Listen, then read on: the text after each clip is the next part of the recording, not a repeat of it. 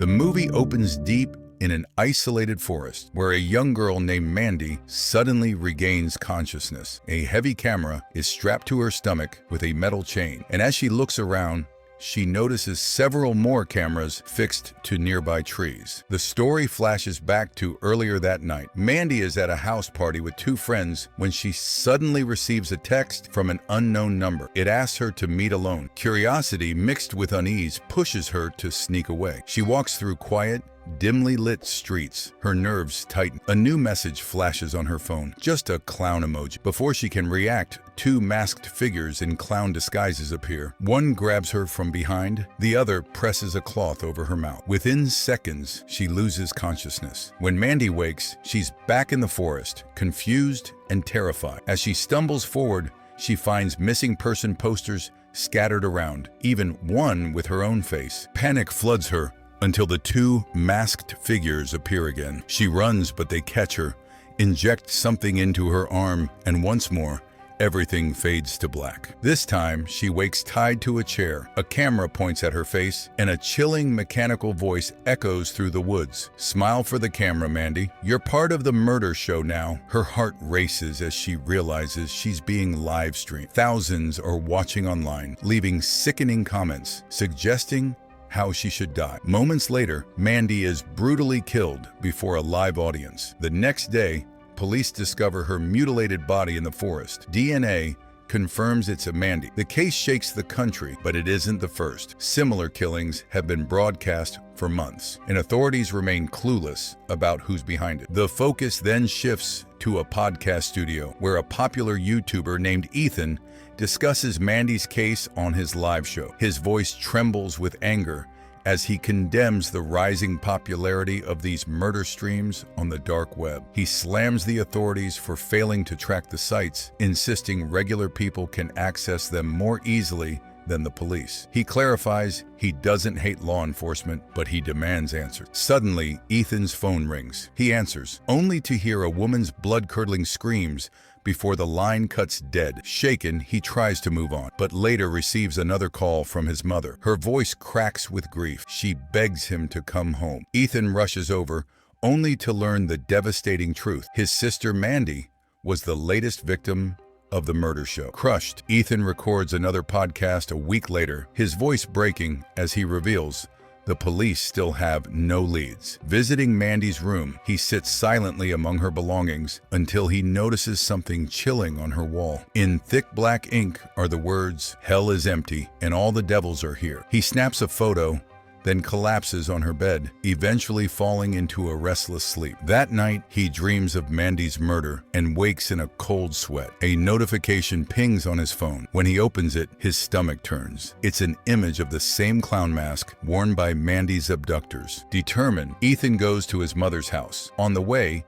he notices a girl wearing a clown mask staring at him. He forces himself to stay calm and keeps walking. When he arrives, his mother isn't home, but she's left food for him. While heating it, he glances out the window and freezes. The same masked girl is standing in the yard, watching him. He bolts outside, but the yard is empty. His mother eventually returns, notices his pale face, and asks what's wrong. Ethan brushes it off, then promises her with tears in his eye, "No matter what it takes, I'll find out who killed Mandy." Later that night, Ethan receives a new set of messages. When he opens them, he almost collapses. They contain graphic images of Mandy's dismembered body. His grief ignites into rage. He turns to Mandy's best friend Kate for answers. He shows her the texts, the photos, and even a picture of the two of them together that someone sent him. Suspicious, he demands the truth. After hesitation, Kate finally breaks down. She admits that years ago, she, Mandy, and another friend stumbled onto a dark website streaming live torture shows. Viewers paid money to request different acts. Out of curiosity,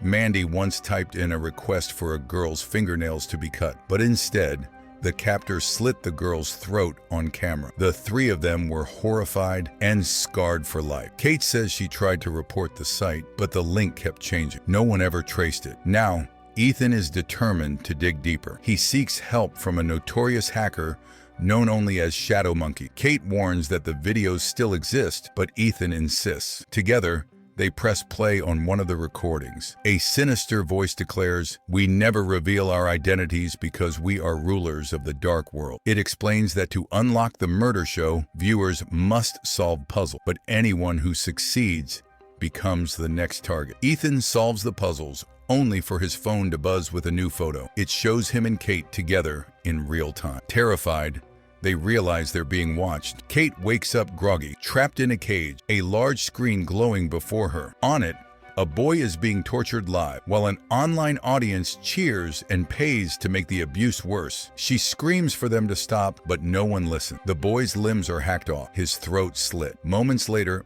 another friend of hers, previously dragged away, is forced back into the cell. Trembling, she whispers, "It's not my turn yet," but both girls know her time is coming. Meanwhile, Ethan arrives at the police station, desperate to help Kate. He meets Detective Sachuk, the same officer whose card Kate once showed him. Ethan explains everything: the clown mask kidnappers, the dolls left at crime scenes, and the twisted live stream called The Murder Show. He admits he accessed the dark web himself, and that ever since, the masked killers have hunted him. But when Ethan finishes, Sachuk simply shakes his head. "What you really need is sleep," he says coldly, dismissing the entire story. Ethan realizes the police will do nothing. Refusing to give up, Ethan teams with a notorious hacker known as Shadow Monkey. Using his skills, Shadow Monkey copies a link from the murder show, but quickly discovers it's a trap. A chilling message flashes across the screen: "You're next." For a moment, the hacker freezes,